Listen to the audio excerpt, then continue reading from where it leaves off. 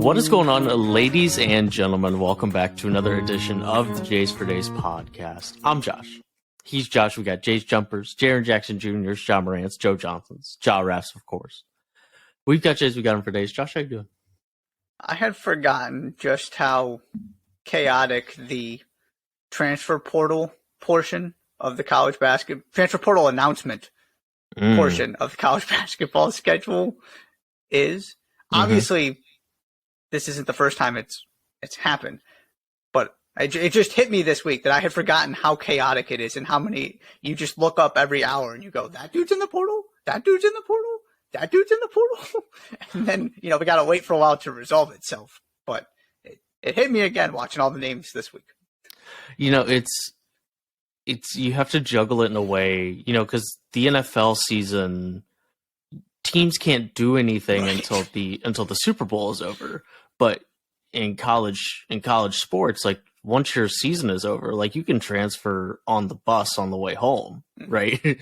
and you can, like for example, Miles Tate, a Butler guy, he's already signed with Appalachian State for next year. So like all of these things can start happening way before the season is actually over. Yeah, JJ Starling was done before it even started. Right. Exactly. So you have to juggle it in a way that you don't have to some other sports, because there are just rules in place that you can't start making moves until the season is over and the next season has officially begun. And it's also that dynamic is interesting to me too, in the sense that theoretically, the Miami's or Florida Atlantics or San Diego States of the world who are having this success this season. Mm-hmm. You could throw UConn in there too, although UConn has its own appeal as being UConn. But right, these runs are going to change the way people view specifically Florida Atlantic, for example, right? Mm-hmm. There's a lot of appealing things about that from a lifestyle standpoint. Mm-hmm. But they got to wait because Dusty May's got to go game plan.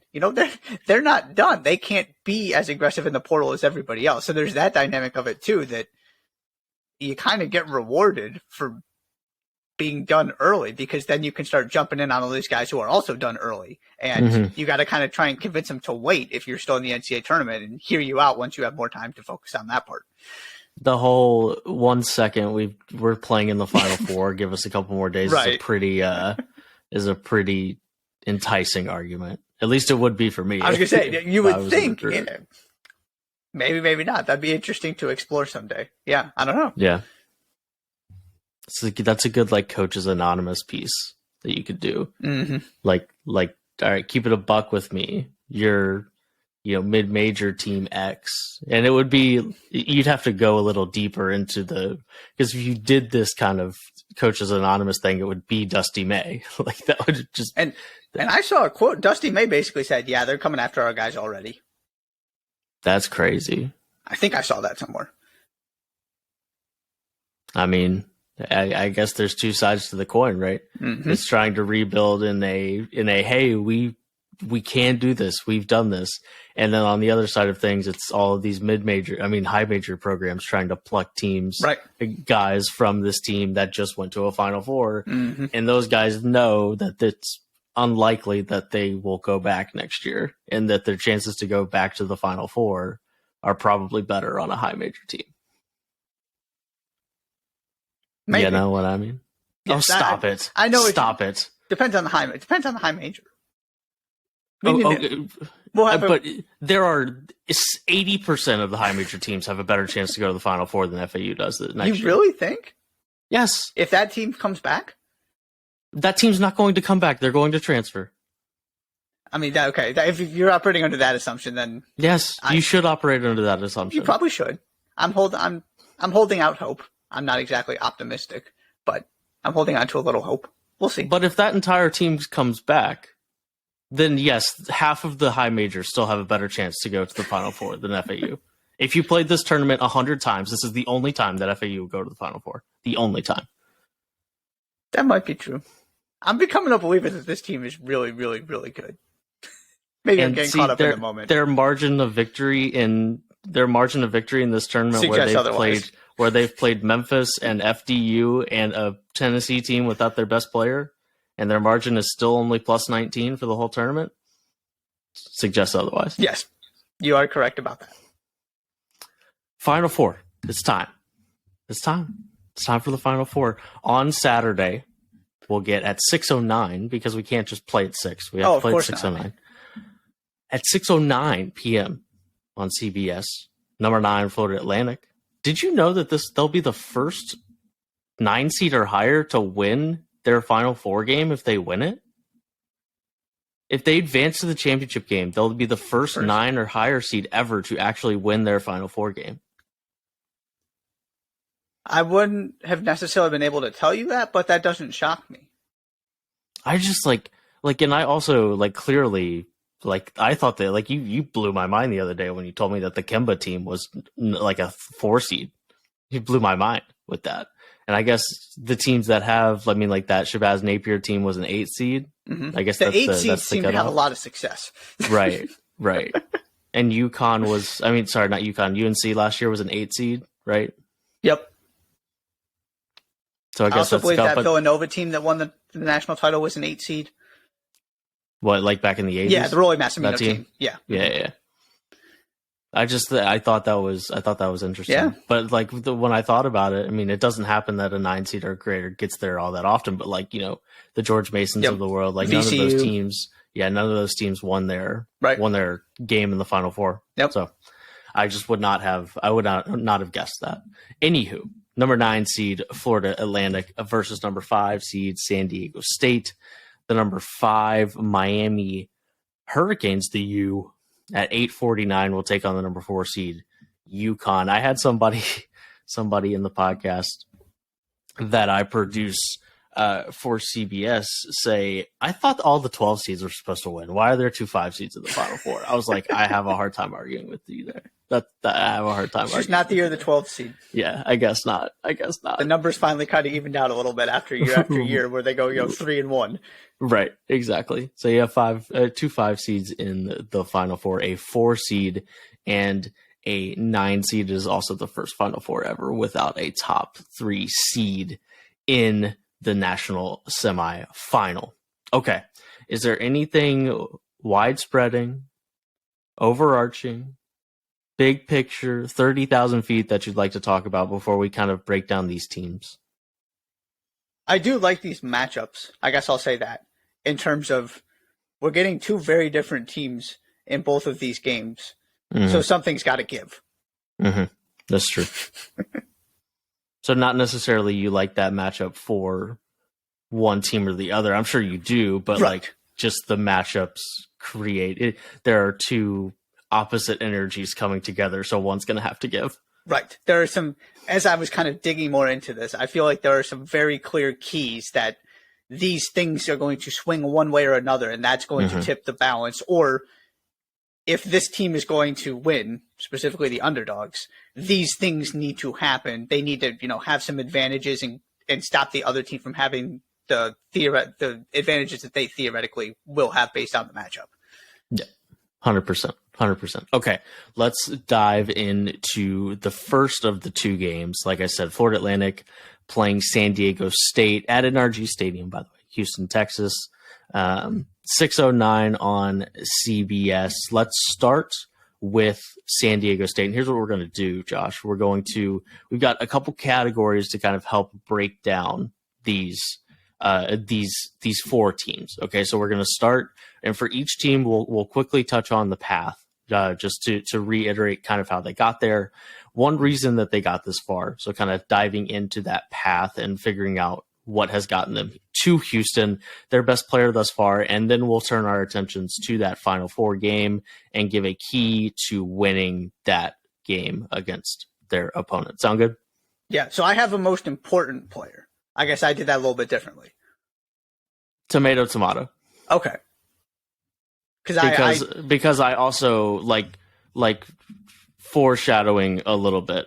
Like Darian Trammell is not the player that I have for San Diego State. Oh, okay. So I also did not just straight up go with the best player. Okay, because if we're talking best player, then that would have been the answer to that question. Right. Yeah, we're on the same page. Okay. Now, Now, do those things overlap quite Sure. a bit elsewhere? Yes, but that was not just straight up which player on that team is averaging the most points in whether it's the NCAA tournament or Correct. in the so. But I'm also very much in there are glue guys that have been very good, but it wouldn't matter if this other guy wasn't playing super well. So Sure. We'll get to those things as we get to them. But yes, those are your 4 categories. So in San Diego State's case, it's been if you like defense, you very much enjoyed San Diego State's path. They beat Charleston 63-57 in the round of 64, and then beat Furman to get out of the first weekend 75-52. Beat number 1 overall seed Alabama 71-64, and then beat Creighton in a just absolute offensive gauntlet of a game 57-56 to get all the way to Houston. Whether you can touch on any of those games in particular or just jump into the reason that they're here. They did, for the most part, kind of earn this bracket. We'll get to some of the other paths, but, you beat the 1 seed. Mm-hmm. You beat the team that beat the team that beat the 2 seed. If you want, and the team that beat the 3 seed. A friend of a friend of a friend. Right. So Arizona not getting anywhere, kind of threw this out of whack a little bit. But I guess my point is that's a more impressive list of wins than the seed lines are going to give you credit for. I would agree with that. And obviously beating Alabama speaks for itself. Yeah, I feel like right, especially Creighton. Like if Creighton is healthy all year, then you probably don't end up playing Creighton. I mean, maybe you do. Maybe Creighton's a 3 seed and you end up having to beat them anyways. Because Creighton was a 6, correct? But yes, I would agree with that those seed lines, the average seed line victory won't quite accurately because you also played a Charleston team that won in a ridiculous amount of games this year. So that was a really high quality team this year as well. Yep. Why are they here, Josh? Defense. Yeah.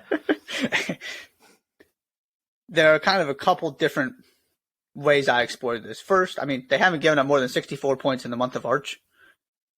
Unsurprisingly, that seems solid. And they are 8-0 as a result in the month of March. Seems solid. Yeah. And then there's the big picture, which is they're 5-4 this season when they've given up at least 75 points.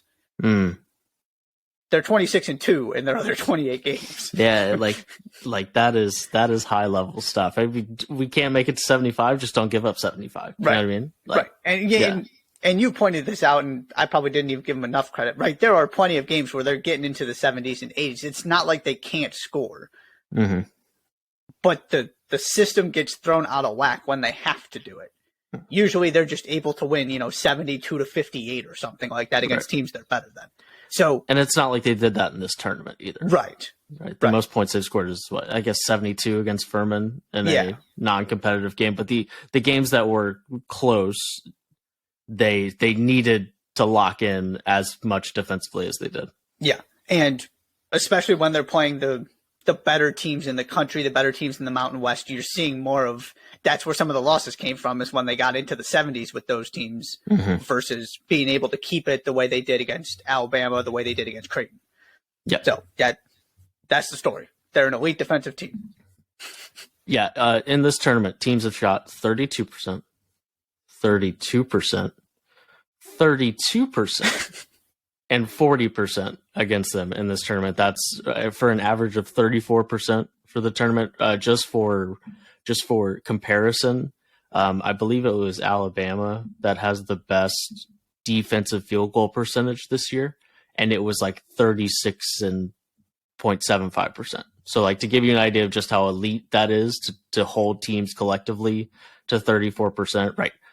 Full season versus 4 games. Of course, the sample size is small, but it has been nothing short of elite. And the game that Creighton did shoot 40% from the field, they only scored 57 points. So that was the lowest point total that they gave up in the entire tournament. So even in that scenario, it was equally as elite. I just wanted to see what those field goal I was gonna come with 32 is their most important number. I was really hoping that they had only given up 32 against Creighton, because the first 3 they did only give up 32% shooting. But alas, I didn't get to come to the podcast with that. But you're absolutely right.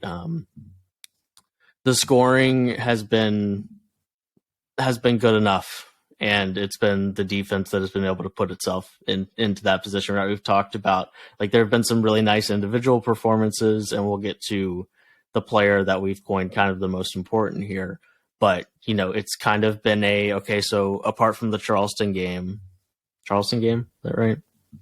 Sorry. Furman? Yes. Charleston. When Matt Bradley, I was getting to Matt Bradley, where Matt Bradley had, I think it was 15 or 16 points. Otherwise, it's been, well, if Matt Bradley gets going, and he hasn't exactly gotten going, but it hasn't mattered yet. And that's a testament to how good the defense has been. Mm-hmm. Who's the most important player? Darian Trammell. Okay. Here's why. Not just because he's been their best player so far this tournament. He is also the closer. And that's where I gave him the edge here. Look, they've had the success with him carrying the offensive scoring load, which you got to give him, right? They found a way to make this work, and he's the guy that's provided the offense in the tournament. So because Matt Bradley's not playing well, that becomes even more important if you can't trust to get, 15 from Bradley. But it's also the end of the game stuff. It's the ability to create your shot. He hit the free throws or the free throw to get them here. He's just kind of ultimately option A on offense. And for an offensively challenged team that's built on defense, that guy becomes even more important. And he's shown you how valuable he is with what he's done in this tournament. So that's why I went with Darian Trammell. Yeah, it's certainly hard to argue with that. And that's, like, those are all spectacular kind of observations there, and I'm a big fan of because the guy I went with because this particular guy is shooting 51% from the field in this tournament, and I went with the guy that's helped kind of lay the foundation for any sort of efficiency that the offense has. But in terms of I like that. I like the idea of being the closer, and of course he's been, and I acknowledge that he's had the best individual performance of San Diego State's tournament. But for those reasons, I went with Lamont Butler, because 10.3, 3.8 assists, and 3.5 rebounds in this tournament, and he's shooting 51% from the field, which is when you just need somebody to be efficient, even if it just is it's just as simple as that guy is making half of his shots and just giving you 10. Yeah. Right. Exactly. And helping out with facilitation. I don't know for sure, but I can't imagine anybody else is averaging more than 3.8 assists in the tournament. But he's been consistent. And then there have been a couple of nights where both Trammell and Bradley haven't been great. And it was Lamont that was able to put together a nice scoring performance to kind of make up for some of that inefficiency. So I was rewarding the consistency of Butler's tournament, specifically. And then the game I was alluding to was the Creighton game, where he was 8 of 11 from the field for 18 points in a game where nobody else could hit the broadside of a bar. Mm-hmm. Yeah, and it's funny because at least part of me would want to look at kind of defensively what these players provide just in general. And with this team, you just can't do that because they all defend. Yeah. So it's like, if you don't defend, you're not going to be on the floor. Right, so exactly. They all defend. Right. So it's just a question of, okay, which is the most important player to their offense? Right. And Trammell's probably that answer, but I also thought that Butler deserves some recognition. Yeah. Oh, right. He's been the second guy throughout the tournament, 100%. Yeah. Key to winning their Final Four game. What's the key for them to beating FAU? Defending the 3-point line. Florida Atlantic takes a lot of them and makes a lot of them. And for a team, San Diego State is second in the country in defensive 3-point field goal percentage. And obviously they're just a great defensive team. So when you're facing a team that's hitting 36.5% of their threes and 35th in the country in 3-point rate. Mm-hmm. To me, that's the way that Florida Atlantic wins this game, is if they shoot the ball really well from the 3-point line, because that's the equalizer. That's the way to make up for what San Diego State does defensively. They're not going to be able to kind of physically impose themselves on San Diego State the way that they were able to sometimes in that region. They're kind of a well-oiled offensive machine that could very easily get bogged down by San Diego State's defense, because they're not necessarily tough shot makers the way Miami is, and we'll get to that later. But the one thing they can do is if they get hot from three, that's kind of where you go, there's just nothing you can do about it. You can defend all you want. If they make the threes, they make the threes. So to me, that's the one thing San Diego State needs to avoid, because they're going to check so many boxes, is just make sure FAU doesn't go crazy from the 3-point line, because they're going to take them. The question is whether they make them. Yeah, and you've also seen, that would be the answer to beating Alabama as well. And they were able to, exactly. And they were able to do that against Alabama. I will hold my thoughts specifically on that, because that's kind of the other side of that coin we'll talk about here in just a second when it comes to Florida Atlantic. For me, I just simply have get to 65 points. Yeah, there you go. If you get to 65, I think Florida, you put Florida Atlantic in a position to have to make a lot of threes. So this kind of works in that, because I just like if FAU doesn't shoot it well, I'm not totally sure how they get to 65 points. From the 3-point line specifically, right? Which would go into shooting well overall, of course. But if they're not knocking down 3-pointers, I don't understand how they're going to make enough twos to get to 65 points. So the way I think it's more likely that FAU finds a way to win this game because they win 63-61, rather than it being they won 72-64. I find that less likely than them just winning a game where nobody scores any points, similar to the Creighton game. That's about as close as you can come to losing a basketball game and still winning it, right? That is San Diego State against Creighton.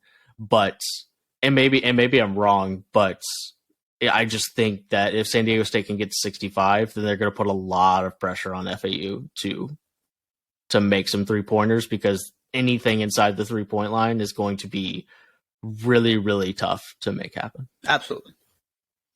Florida Atlantic, on the other side of the left side of the bracket, their path has been not one that we expected the Final Four team of this region to take, but they keep finding a way to get it done. And when you look at the wins, they don't exactly scream impressive from a performance perspective necessarily. At least I didn't think they did jumping off the page, but they keep finding a way to get it done, which is all that ultimately matters at the end of the day. They beat Memphis 66-65 in the round of 64 and beat FDU, Fairleigh Dickinson, the gauntlet of a 16 seed, 78-70, and that game was pretty close for the majority of that game. They beat Tennessee 62-55 in a game that we talked about at the time. That is how Tennessee was going to lose in this tournament. And then they beat K-State 79-76. This is for me, Josh, just a perfect example of you got to find a way to win 4 games in a row in this tournament. And the team in that region found a way to win 4 games in a row was FAU. Whether it's just getting enough offensively to beat Tennessee when they're down Sakai Ziegler, or putting up 79 points because you needed to, because Marquise Noel had 30 and you needed to find a way to get as close to 80 as possible, or just eking out a victory over Memphis 66-65.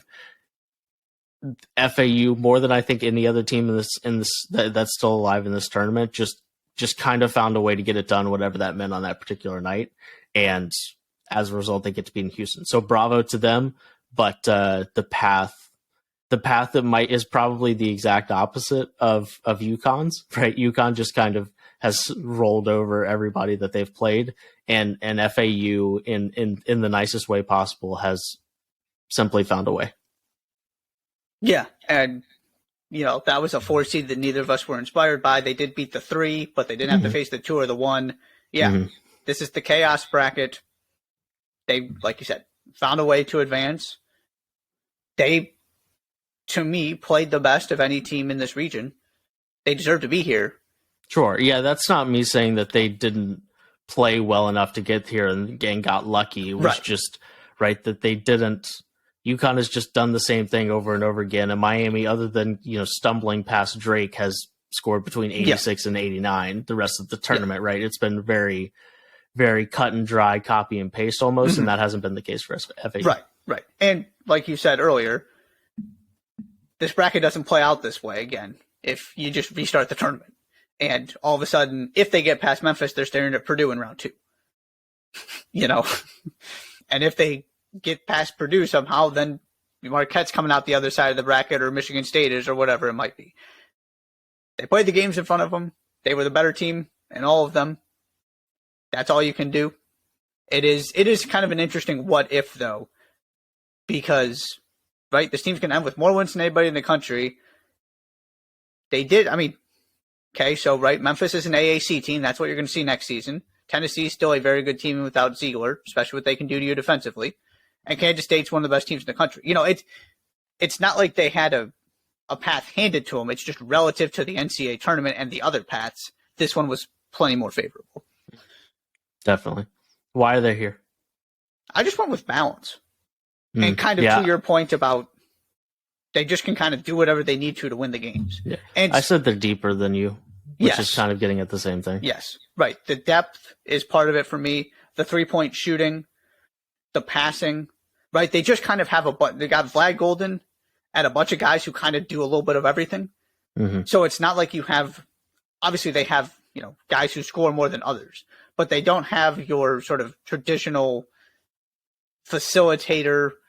They don't have a sharpshooter and a slasher and, your primary. They just kind of generate offense through all of their guards. They're all super fast. They're hard to stay in front of. They all shoot the ball well. They're kind of copies of each other, at least to a certain extent. And so they're just hard to deal with because they do everything pretty well, even if they're not great at some things. And so it allows you to kind of mold into what you need to be to play a game against a Memphis or Tennessee, and then to go play against a Kansas State and exploit their defensive shortcomings. They can do whatever they need to based on the matchup. Yeah. Part of figuring, having 9 guys that you get, in 3 of their 4 games, they've had 9 guys play at least 10 minutes. And then in the other game, it was the 9th guy played 9 minutes. So basically all, 9 guys played 10 minutes in all of their games. And I think on the season, they have all 9 of those guys are averaging at least 15 minutes per game on the season. And it's been a little different, right? Because sometimes you just got to lean on guys in a different way in the tournament. But that kind of goes with this idea of just finding a way to get it done, because you have so many different, combinations and permutations that can happen to find a way to make it happen, because you just have so many guys that you can rely on, right?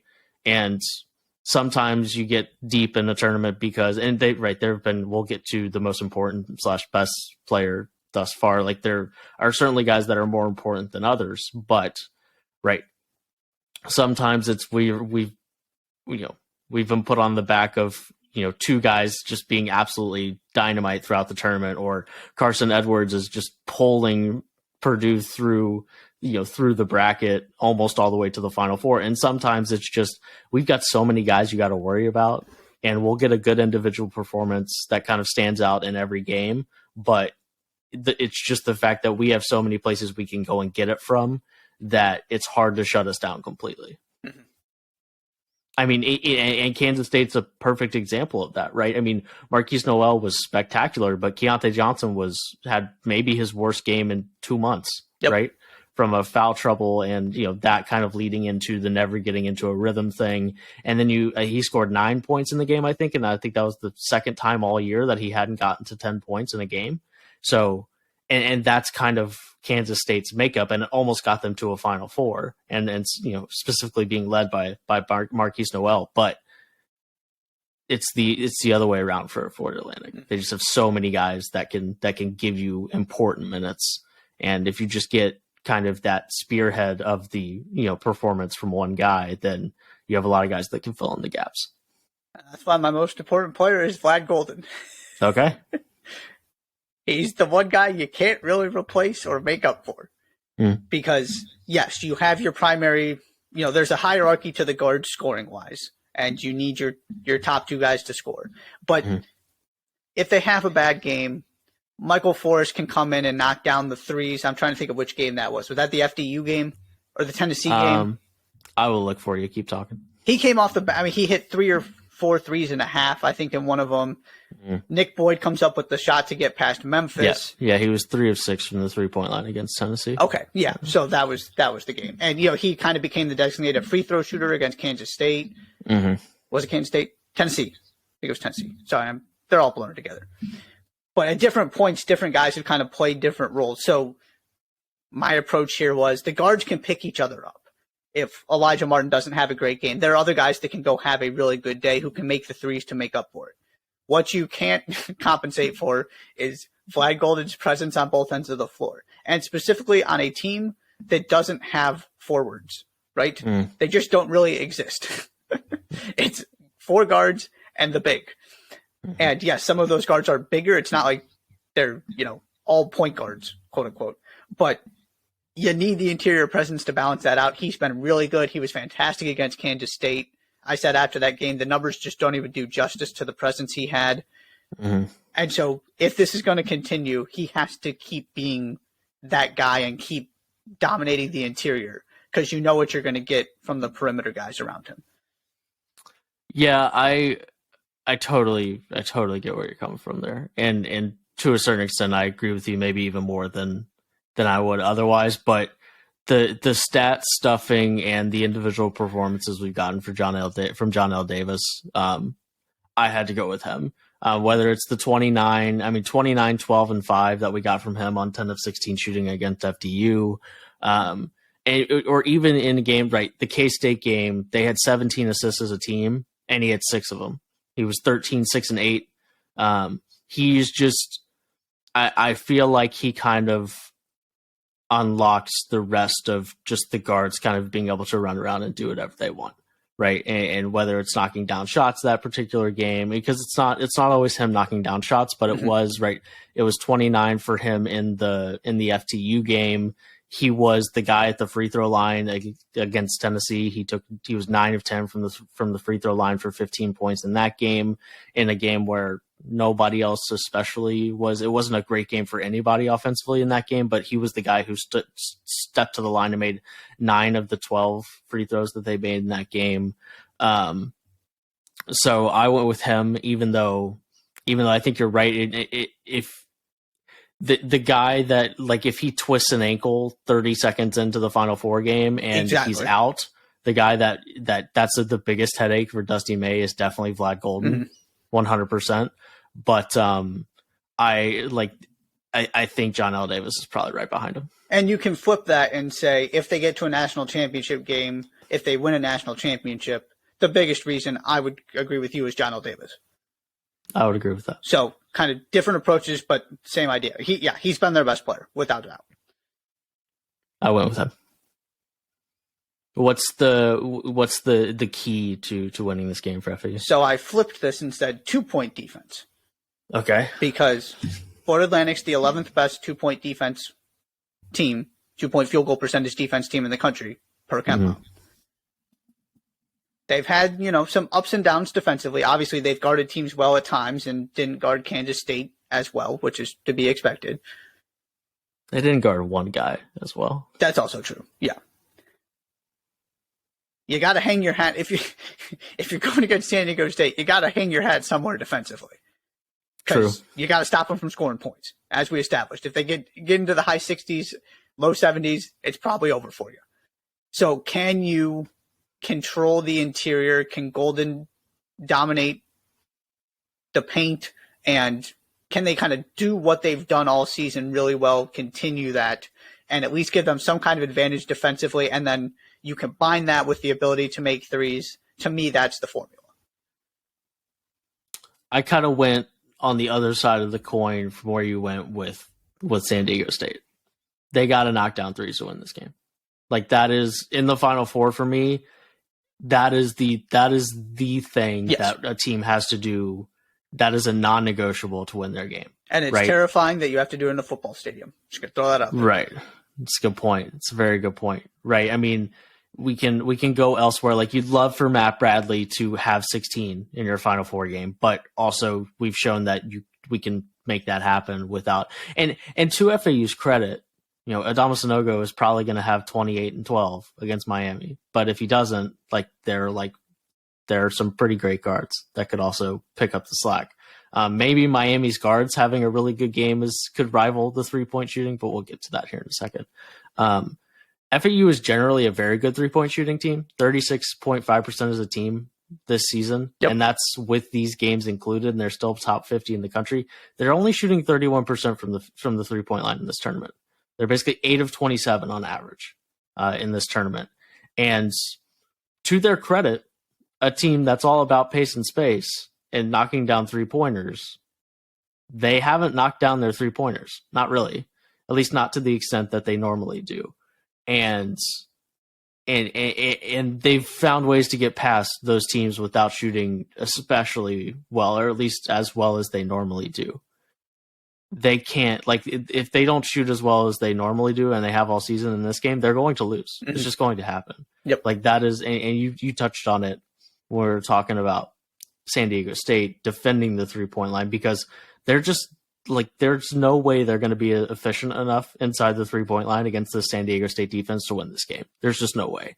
And they're going to need to shoot the number I have down that I put down is 11 of 25 from the 3-point line. I feel like if they're 11 of 25, so that would be just over 40% from the 3-point line.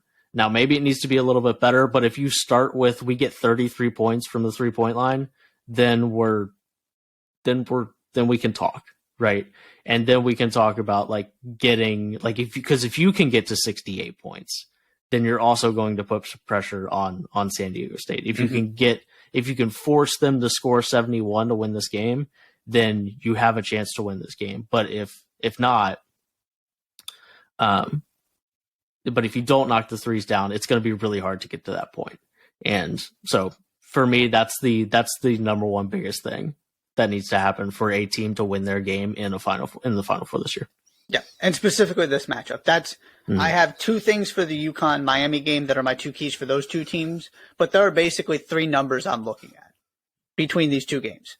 And this one is the 3-point line, and specifically Florida Atlantic, for all the reasons you just said. That's going to tell you what kind of game this is and who wins. Yeah. Or at least if Florida Atlantic wins, how it happens. I would be very surprised if you're able to give me a oh yeah, they were 8 of 30 from the 3-point line and they won this game. I'll be very surprised by that. Yeah. Other side of the bracket, UConn, Miami. We'll start with UConn. Their path, they steamroll, 87-83, 87-63. We'll see you, Iona. 70-55. Take a hike, St. Mary's. 88-65. Yeah, Arkansas. That run was cute, but we'll be seeing you. And Gonzaga, Final Fours, just Elite Eights, Sweet 16s. Not a big deal. 82-54 in a game that probably wasn't that close. Not a lot needs to be said about that. Not a lot needs to be said about how dominant the UConn Huskies have been thus far. But, Josh, if you were to put a finger on one reason why they have been, what would it be? All right, here we go. I did contemplating and some reading, and I realized there is an answer to what happened to UConn this season. Okay. And this is going to tell me the mascot was sick for 4 games. This is in large part to our friend CJ Moore, who did a film breakdown of this for The Athletic, that it all clicked in my head when I read that. Okay. Because we have talked about this, but it's not something you can see in box scores. And so if you're not watching UConn every single game, it's hard to kind of put it into perspective and understand the evolution.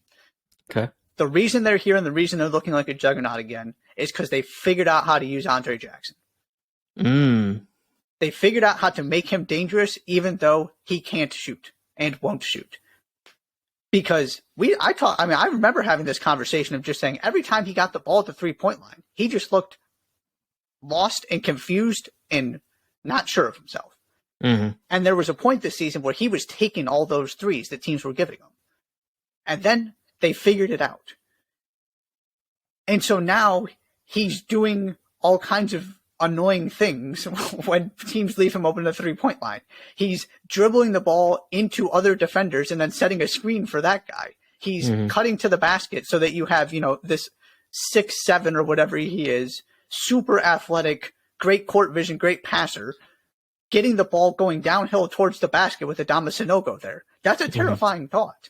It's an unstoppable thought. Yeah, right. And so, that's not something that shows up on a box score necessarily. But actually watching it and then just thinking about, that's what's different, is they have figured out how to not make him a liability and how to get him doing the things he does best, even though teams know he's not going to shoot and he's just not shooting. And that's okay, because they still can't deal with what that kind of opens up and the ways they've been able to exploit that space. Or the other thing is also that he just starts cutting. Even if he doesn't get the ball, he's cutting to the basket and is getting a layup or whatever off of it. That kind of solving that equation has gotten them back to what they were earlier this season. So shout out to CJ Moore for highlighting that so clearly. But I read that and I went, yes. Now it's all coming together in my head. Yeah, I was thinking, okay, so let me go look at 3-point shooting, just like total 3-point shots, and maybe that will tell me, but it's not really that different. Maybe I'll look at free throws. Maybe that's a little different because he's, getting towards the front of the rim and he hasn't shot a free throw in this tournament yet. Maybe I'll look at the assist numbers. I think it's probably assist numbers. I think that's if you're going to look somewhere to see that, right? Because kind of what you're saying is putting him in a position to put pressure on the defense and become a playmaker. That's essentially what you're saying. Right. And in this, we went to stretch, we'll just pick something arbitrary. From January 7th to, let's see, we'll do February 7th. So a month. So for a month, he had more than 4 assists just twice. Since then, he's had a game of 9 assists, a game of 5 assists, a game of 6 assists, and then hasn't had fewer than 7 assists since they lost to Marquette in the Big East tournament. 7, 7, 7, and 10. We're talking about 31 assists from one guy in 4 games in college basketball. Who's not even the point guard. Who's not even the point guard. So that is really astute and is part of the, if you kind of look, the interesting thing is when you look at some of those, it's not necessarily that he was shooting it poorly and just wouldn't stop shooting. He was shooting it poorly, but it's not like he just refused to stop shooting.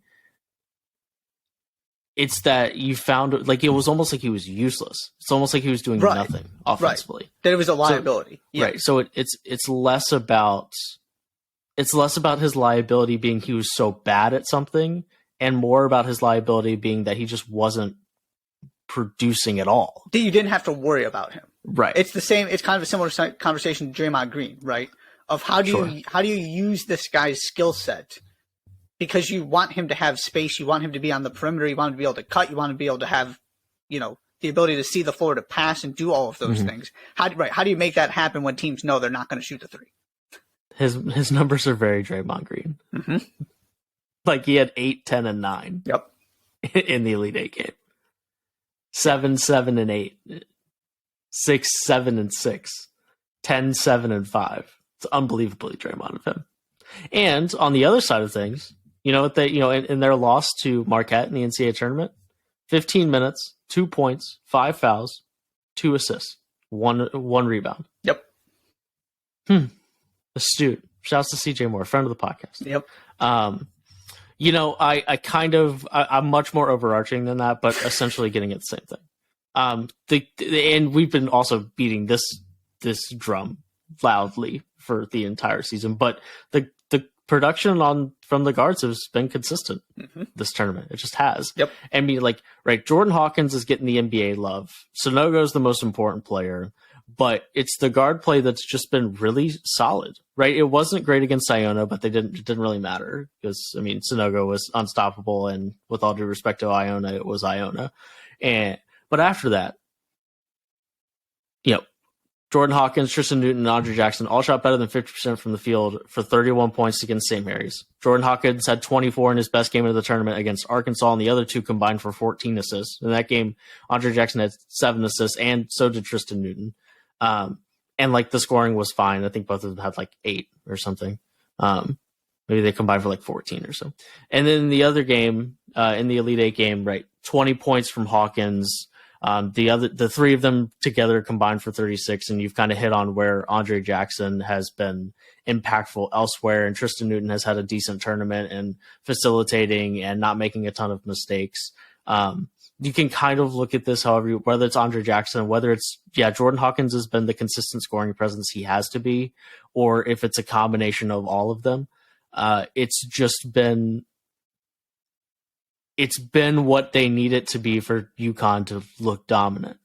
It's just been so complimentary. It's been so collectively stat stuffing. It's just been really, really good. And then you've got some, Alex Caravan has been solid, but you've gotten, Aline has given you some good minutes off the bench, as has Calcaterra. It's just been a really high quality 4 games from their guards. And Sanogo gives you an incredibly high floor.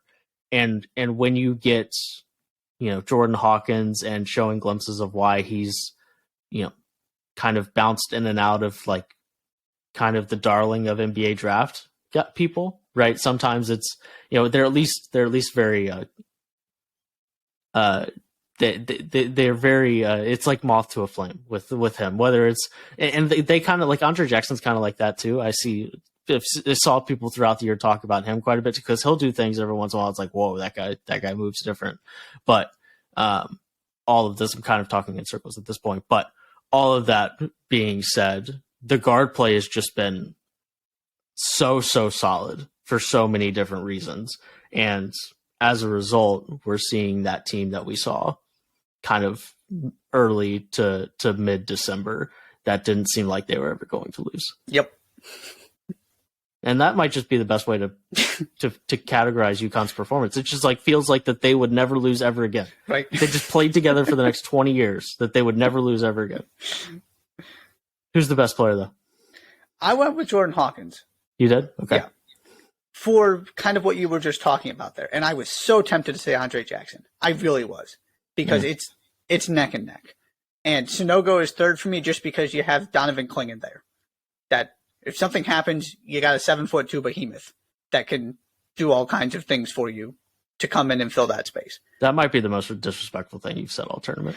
To say Adama Sanogo goes out, it's okay. You have the guy's averaging 20 and 10 in this tournament. But go off. Yeah. And that's also just a testament to how good this team has been that I can kind of just dismiss that and go, you'd love to have Sanogo out there, but because unbelievable. And it's also a testament to how consistent Sanogo has been this season. That to me, this is kind of what you were talking about with your one thing, that it's going to come down to Jordan Hawkins. Jordan Hawkins is the shooter. He has to make shots. He has to score the ball as that other option. You need balance outside because you know what you're going to get from Sanogo.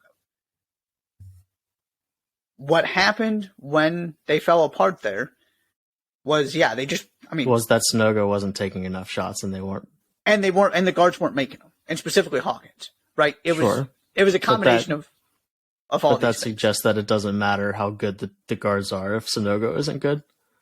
Right, you can kind of spin that however you would like. Oh, I'm going to spin it the other way here in about 45 seconds. And I really think there's an argument for all 3 guys. They're just kind of in a 3-way tie for most important player in my head.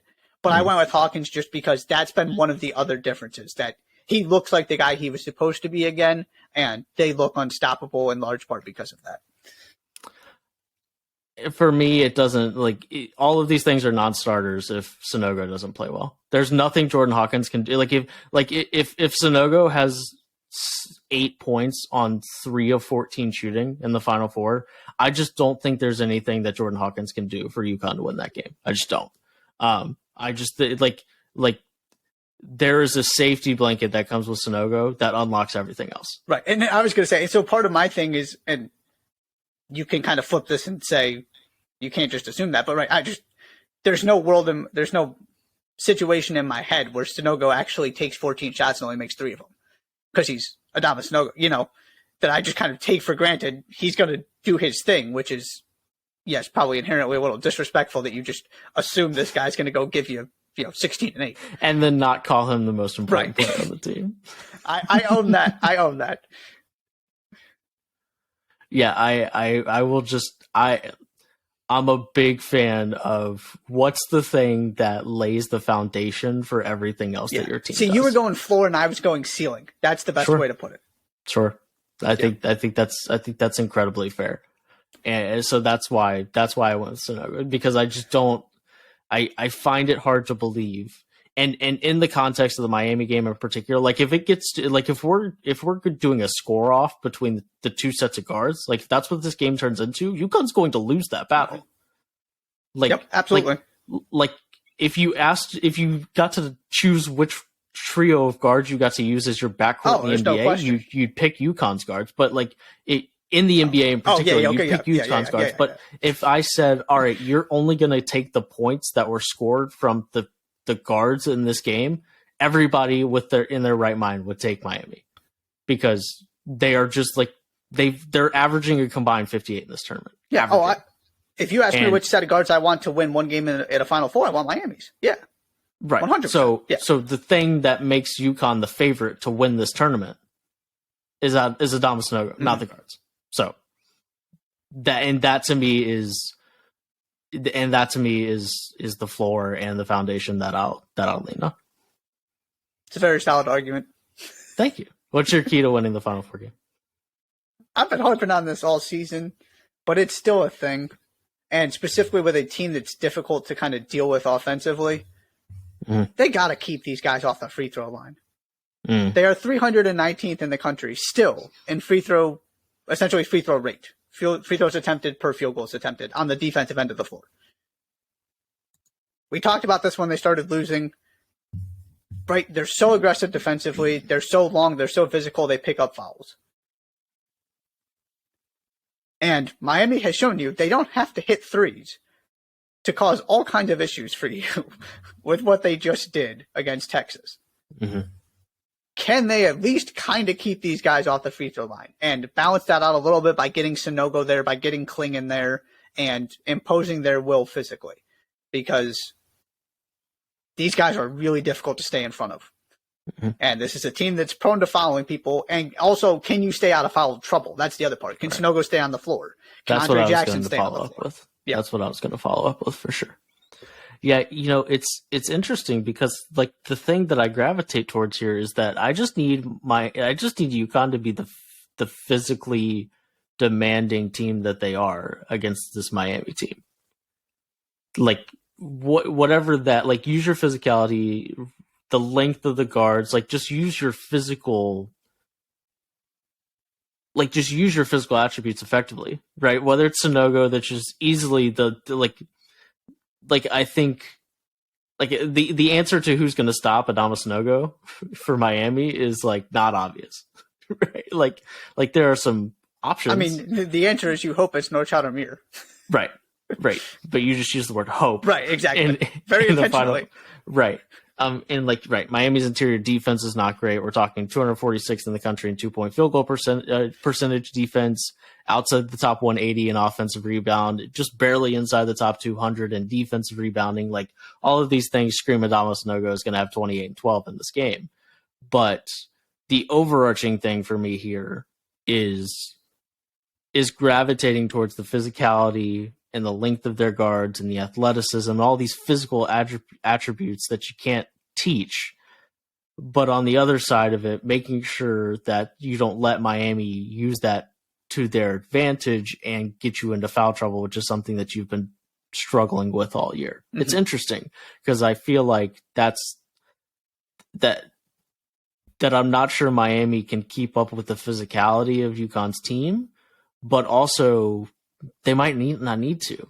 They might just be able to use the 100-mile-an-hour fastball to your advantage. As long as you connect with the 100, as long as you connect, put barrel to the bat or barrel to the ball, the pitcher supplied the power. You just got to be in the right position to take advantage of it.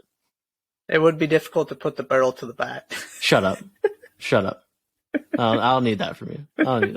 But yes, very, very, very interesting. Anything else on UConn specifically before we jump to Miami? Let's get to the Canes. Miami. Listen, Miami stumbled past Drake, 63-56, and then they haven't been stopped since. It's one of the biggest what-ifs of the tournament. Had Drake won that game? Mm-hmm. I mean, right, Drake, Memphis. Yep. Right, we could do this for several teams. They beat Indiana 85-69. They beat Houston 89-75. They beat Texas 88-81. I'll just kind of keep rolling here. They stumbled past their bad shooting night, and the reason that they've gotten here is because Nigel Pack, Isaiah Wong, and Jordan Miller have gone 58, 59, 56 in the following 3 games. And they've been so good, and they've kind of traded off who's had the game, right? I mean, Jordan Miller's had the 27-point game. Nigel Pack's had the 27-point game. It is really impressive. Just, it doesn't seem like they played an Indiana team that is good defensively. Maybe their, Indiana's defensive prowess starts in the interior more so than Jalen Hood-Schifino on the perimeter, but Houston's got some of the best defensive guards in the country. Texas has big physical guards, and it just hasn't mattered. I mean, it's not like Nigel Pack is a massive guy, right? It's just they are so skilled offensively, starting with those 3 guards. And when you look, and it would be impressive, their performances would be impressive either way, but to look at the collection of defenses, but specifically guards, yep, and specifically on that second weekend that they had to go against. I mean, they scored 59 and 56 combined in the second weekend against Marcus Sasser, Jamal Shed, Marcus Carr, Tyrese Hunter. Like, that's who they scored against in the second weekend. It's incredibly impressive, and it's the reason that they're here. Yeah, I just said shot making, yeah. Right? Because that's the other part of this that I keep harping on is it's not that they were just great offensively. It's that they're great offensively in a way very few teams are, because they just make shots and there's nothing you can do about it. Mm-hmm. Because it's not like they have to beat you. They're just really good at making tough shots. And so when they're making them, it negates what you're doing defensively, because it's not like you're playing bad defense. Right. They just score anyway. And they have... Oh, go ahead. No, sorry. I jumped in front of you. Go ahead. And they have 3 guys who can do it. Right? It's not just one guy. It's not just Isaiah Wong. It's on any given day, any 3 of those guys can just destroy your defensive game plan. And you just sit there frustrated because, by and large, you're doing the right things, and it just doesn't matter. And they've scored at least 74 points every game since January 31st, with the exception of the Drake game. Mm-hmm. Now, they've lost some of those. But when your bottom line is 74 points, and you're playing college basketball, your foundation is really good, even if you're a bad defensive team. Yeah. It's the same reason that no matter how obvious it is that Kyrie Irving is a net negative for your basketball team, that everybody, like, that the Mavericks will give up draft picks to go get him, and give up guys like Dorian Finney-Smith to go get him, because there are nights where it just doesn't matter how good of a defense you're playing on Kyrie Irving. He's just going to score, right? And it doesn't matter. And then when you have him and Luka Doncic, who is the same issue to an even higher degree, then you have 2 of those guys. And this Miami team, right, none of these guys are anywhere in the same stratosphere as Kyrie Irving and Luka Doncic. That's not what I'm saying. The point I'm getting at is that's why NBA franchises are still so wooed by Kyrie Irving. And it's why, right, it's just like you said, it doesn't matter. A lot of the most efficient offenses in college basketball are efficient because their offense is so good. Right. Jim Larrañaga doesn't have to draw up good offense to be efficient offensively because his guards just can make shots that like a handful of people in the entire country can make consistently. And he's got three of the 12 best shot makers in college basketball. Yeah, something like team. that. Like that's tough and might be right because I mean, as good as UConn's offense has been, they've also locked in defensively in it too. And you know, there are other reasons as well, but that is in a nutshell why this will be UConn's most challenging game for their defense is because there are probably going to be stretches where you play really good defense for 4 minutes and Miami still wins that stretch because Nigel Pack made 2 contested threes and Isaiah Wong, you know, got a shot to get up onto the rim and one, even though you were right there in his grill the whole time. And Jordan Miller knocks down a mid-range and then they end up winning that stretch and you feel like you played really good defense for 4 straight minutes and you've got to be able to stay in there and not get discouraged because they're going to keep making shots. But if you step off the gas even a little bit, then we're going to have issues. But and they just never panic. Yeah. That right, there have been times where it hasn't looked great, specifically the Texas game, and they just keep going, and they just keep scoring, and then you stop scoring. They scored 88 points. Yeah, and you just look up and you go, "Oh, well, there's that. You didn't score enough points." Yeah. Who's their best player thus far? I went to Isaiah Wong. Okay. So you I like this. We didn't have I of all the podcasts we do that we come up with the same player, the fact that we asked for the most important / best player of Final Four teams and we had one guy the same? Did we have one? I don't think maybe we didn't have any. I don't think we've had any. No, we didn't because you went Vic Golden. Yeah, we haven't had any. I picked a different guard. Yeah, to use one of your phrases, I just didn't overthink it. He's the leading scorer and leading assist man on this team. Now, is he the one who and this is a floor thing for me. I kind of switched my approach here, where he's not the one that elevates it. He's the one that sets the foundation, right? Because you know what you're getting from him. He hasn't really exploded. He probably hasn't even been their best guard in this tournament. But in that second half against Texas, when you really needed somebody to kind of turn the tide of the game, he really came to life. He's so calm. He's so composed. He just goes about his business, and you look up and he's got 18 points and 4 assists and 5 rebounds, and they're winning again. So it's really difficult to pick between one of them because the answer is all 3. They all need to be really good if they're going to win this game. But I had to pick just one, so I went with the guy who's been around the block. Yeah, I think that's totally fair. I went with Nigel Pack because when your splits are 51, 45, 90 in the NCAA tournament, like that's pretty darn good. 18.5 points, multiple 20-point game performances, and he was, and part of why, right, he has one of those really, really spectacular individual performances. He was also the guy that went 7 of 15 for 20 points against Drake in the one game that they were not clicking offensively. It was Nigel Pack who had 20 on basically 50% shooting that kind of lifted them in a game that they could have lost, right? They could have lost that game, and they could have lost the Texas game, but it was pretty clear that they weren't going to lose to Indiana and they weren't going to lose to Houston. And the 2 games that they could have lost, right? They could have lost that Texas game, and 63-50, only scoring 63 points, like you're susceptible, right, to losing that game against anybody. And Drake is a really quality mid-major team. And it was Nigel Pack that had the offensive game that kind of saved them on a night that the other 2 guys weren't clicking. So those 2 things, that was part of it for me, but also, 51, 45, 90, 50, 40, 90 is like the holy grail of efficiency. And he's 51, 45. I think it's 44.8% from the 3-point line, but basically 45%, and 51.5% from the field. So that is ludicrous levels of efficiency. Yeah.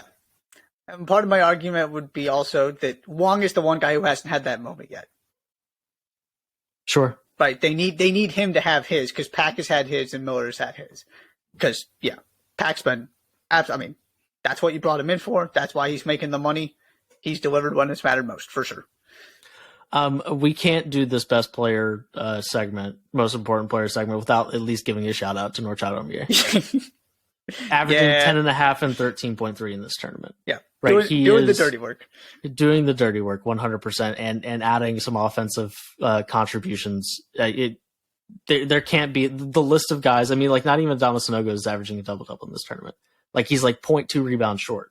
But there can't be that many guys in this tournament, whether they're still playing or not, that are averaging a double-double. Like, I wouldn't be stunned. I mean, probably Trace Jackson Davis did in his 2 games. I would guess that he averaged a double-double, but the list of guys is short. So we can't. I didn't want to go through that little segment there without at least recognizing how good he's been. For sure, absolutely. Difference between last year's team and this year's team. For sure. What's the key to them beating UConn? You got to keep them off the offensive glass. You kind of alluded to this with Sanogo. Mm-hmm. They are a small team. They are not particularly good at doing things like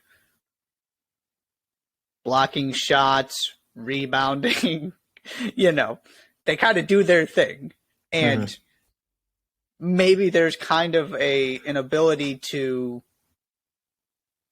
step it up defensively now that it matters more, But rebounding doesn't exactly work that way. And so you got to take away, this is basically for me, you've got to take away some of UConn's advantages here. Because they have a lot of them, and there's, as we talked about all season, there's this long checklist of things you have to do to beat UConn. And some of them Miami is set up with the offensive firepower. The other stuff is you got to stop UConn from doing what UConn does best. And like you were talking about, physically imposing their will and just taking you out of your element and turning this into a very Dan Hurley, not necessarily ugly game in the sense that it's 58-56, but physical, offensive rebounding, getting to the free throw line, all of those kind of things, as opposed to Miami's pretty style. You got to stop them from having massive advantages because they're already difficult enough to deal with when you're not giving up 15 offensive rebounds. Yeah, I went back to the phrase that you used, which is like, right, KISS, don't overthink it, keep it simple, stupid. Like, the guards have to be elite for them to win this basketball game. They just do, right? I mean, they were 58, 59, 56 is the combined points that they've scored in their 3 games post Drake. And if they don't score in the ballpark of 60 points combined, they're not going to win this game. They're just not. Like, it's the reality of the situation, because on paper UConn is the superior team. Right. And when I look at, right, they'll need Omier to have a whale of a game against Sanogo, and they'll, like, you'd love, maybe you don't get 23 from Jordan Hawkins. That might help. But like I just think the thing that's most likely to happen, that absolutely needs to happen, is for those guards to score 60. Does that make sense? Yes, that's a good way to put it. Mm-hmm. Because, like, yeah, I'd love for them to keep UConn off the offensive glass. I don't think they're going to keep UConn off with the offensive glass. Right. What they can do is use UConn's defensive liabilities, which start just at the fact that they hand the other team 30 shots from the charity stripe every game. Like, if you can get to the line 30 times, like, that's a pretty good place to start. And then you start seeing the ball go in the basket when you're these guards who can, and specifically Miller and Pack, right, your shooters. And Wong's been better from 3 this season too. What you start seeing the ball go in the net, all of a sudden you're knocking down threes, and there's kind of a snowball effect that comes with that. Mm-hmm. Right. So that's just the thing that I like. I could get more in depth about the little things that could happen, and specifically on the other end of the floor, but it's all a non-starter for me if the guards aren't spectacular. Yep. That's step 1. Mm-hmm. So that's the key for me. All right, real quick. Are we going to do, I assume we're going to do a post-Final Four pod? Yeah. Okay. rather than just a post Final Four and national championship game pod. Yeah. So I won't ask you for a national title winner, but I will ask you for Final Four winners. Well, can't get any worse than the Elite Eight predictions, so. We're still here podcasting. Yeah, why not give it another go? San Diego State, UConn. Yeah, I think that's where I'll go as well. There are too many things, and we've kind of laid them out, but these are very interesting games in the sense that, as we mentioned before, there are things that kind of you look at and you go, that's going to determine it one way or another. And we've both been laying them out in terms of our keys, and we're kind of thinking along the same lines. And so that means you've got this very narrow path to fit through if you're Florida Atlantic or Miami. And I'm just going to keep playing the odds and say that the better teams that have some matchup advantages that need to be overcome are going to find a way to go through. I agree. Anything else? I think that's it. Let's play some basketball. It's baseball opening day. It is. I'm kind of excited about that. Oh yeah. Shouts to the pitch clock. Jeff Passan did his. They were waiting for opening day, but it's on the front page of ESPN. It's the pitch clock is the best thing. Is the most important thing to happen to baseball. ... maybe ever. Like that's the headline on ESPN.com. You knew it was coming at some point. Mm-hmm. But yes, MLB opening day. Not that anybody listening to this podcast, in theory, particularly cares. But yeah, we'll be back on Sunday to break down what happens on Saturday evening in Houston, and we'll go from there. Anything else, Josh? Let's get out of here. Please subscribe to the Jays for Days podcast on Apple Podcasts, Spotify, and Google Podcasts. Follow us on Twitter at Jays for Days Pod, YouTube, all of those fun things, TikTok, all of those fun things. We'll be back on Sunday. Please, thank you for listening to this edition of the Jays for Days podcast. Like I said, we will be back on Sunday. I'm Josh. He's Josh. And we will see you later.